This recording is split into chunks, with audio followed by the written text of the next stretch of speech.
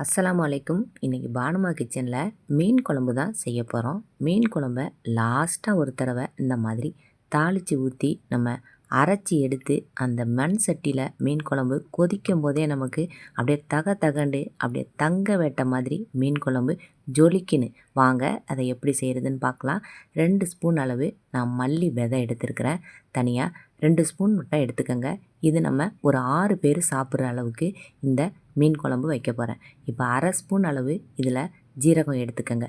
1/2 spoon அளவு மிளகு எடுத்துக்கோங்க. முழு மிளகு 1/2 ஸ்பூன், ஜீரகம் 1/2 ஸ்பூன், மல்லி 2 ஸ்பூன், மொத்தம் 3 பொருளையும் சேர்த்து இந்த மாதிரி ஒரு பவுடராக அரைச்சி எடுத்துகிட்டு வந்திருக்குவோம். நல்லா ஃபஸ்ட்டு அரையாது. இப்போ இதில் 2 ஸ்பூன் அளவு குழம்பு மிளகாய்த்தூள், அது இல்லை அப்படின்னா மீன் மசாலா கூட நம்ம போட்டுக்கலாம். இதில் ஒரு 6 பல் அளவு பூண்டு சேர்த்துருக்கேன். இப்போ ஒரு மூடி தேங்காவில் ஒரு பாதி அளவு தேங்காவை இதில் சேர்த்துட்டு கொஞ்சம் தண்ணி ஊற்றி இதை நல்லா பேஸ்ட்டாக நைஸாக அரைச்சி எடுத்துக்குவோம். இப்போ இதில் ஒரு 100 கிராம் அளவுக்கு புளியை நான் ஊற போட்டு வச்சுருக்கிறேன். புளி பார்த்திங்கன்னா ஒரு எலுமிச்சம்பழத்தை விட கொஞ்சம் பெரிய சைஸில் இருக்கும். நம்ம 2 தடவையாக புளியை கரைச்சி எடுத்துக்குவோம். 1/4 லிட்டர் குவளையில் 3 குவளை அளவு தண்ணி ஊற்றி இந்த புளியை நான் கரைச்சி எடுத்துருக்கிறேன்.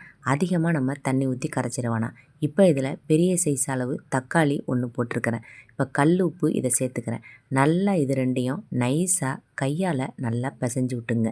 நம்ம இந்த மசாலாவெல்லாம் கரைக்கும் போது கையால் நம்ம பிசைஞ்சி நம்ம இந்த மாதிரி கரைச்சி எடுக்கும் போது தான் கிராமத்தில் வைக்கிறது மாதிரி அதே டேஸ்ட்டில் நம்ம வைக்க முடியும். அம்மியில் அரைச்சி நம்ம மசாலாவை இப்போ இந்த புளி தண்ணியில் கரைப்போம். அம்மியில் அரைக்கிறதுக்கு பதில் இப்போ மிக்சியில் அரைக்கிறோம். நம்ம அரைச்சி எடுத்த மசாலாவை இதில் கரைச்சிக்கங்க. அப்படியே என்னோடய வீடியோ உங்களுக்கு பிடிச்சிருந்துச்சு அப்படின்னாக்கா லைக் போடவும் மறக்காதீங்க. லைக் போட்டுட்டு பக்கத்தில் ஹைப் பட்டன் காமிக்கும், அதில் எனக்கு மார்க்கு கொடுக்கவும் மறக்காதீங்க. இப்போ இதில் ஒரு பச்சை மிளகாவை இப்படி உடச்சி விட்டு போடுங்க. அப்படியே மணக்கம் பாருங்கள் பச்சை மிளகா. அப்போ தான் இப்போ சட்டியில் நல்லெண்ணெய் ஊற்றிருக்கிறேன். மீனானோ கோழியானோ இதெல்லாம் செய்கிறதுக்கு நல்லெண்ணெய் ஊற்றினாக்கா இன்னும் நமக்கு நல்ல வாசனையாக இருக்கும். நல்லெண்ணெய் இல்லைன்னா சாதாரணமாக நீங்கள் வேறு ஏதாவது எண்ணெயை ஊற்றிக்கங்க. இப்போ இதில் ஒரு 1/4 ஸ்பூன் அளவு வெந்தயம் சேர்த்துருக்கேன். வெந்தயம் கொஞ்சம் லேசாக பொரிஞ்சு வெடித்த பிறகு இதில் கறிவடம், இதில் ஒரு 1/2 ஸ்பூன் அளவு கறிவடம் சேர்த்துருக்கோம்.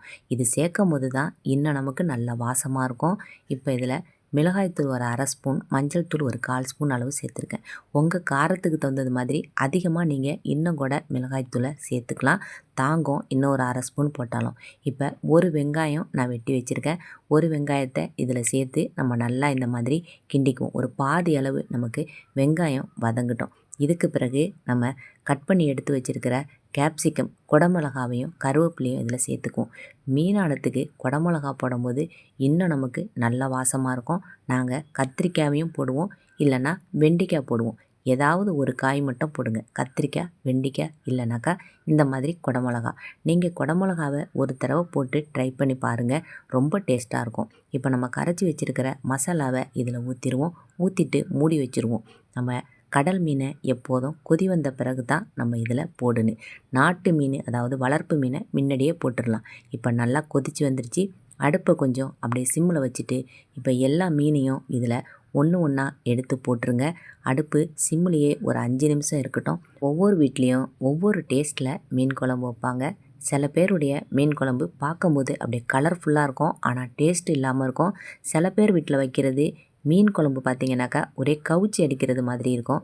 அதெல்லாம் இல்லாமல் சாதாரணமாக உப்பு போட்டு அப்படியே உரசி கழுவிட்டு இந்த மாதிரி சுத்தம் பண்ண மீனை எடுத்து ஒரு தடவை இந்த மீன் குழம்பை வச்சு பாருங்கள். அப்புறம் இதையே தான் நீங்கள் வைக்கிறது மாதிரி இருக்கும்.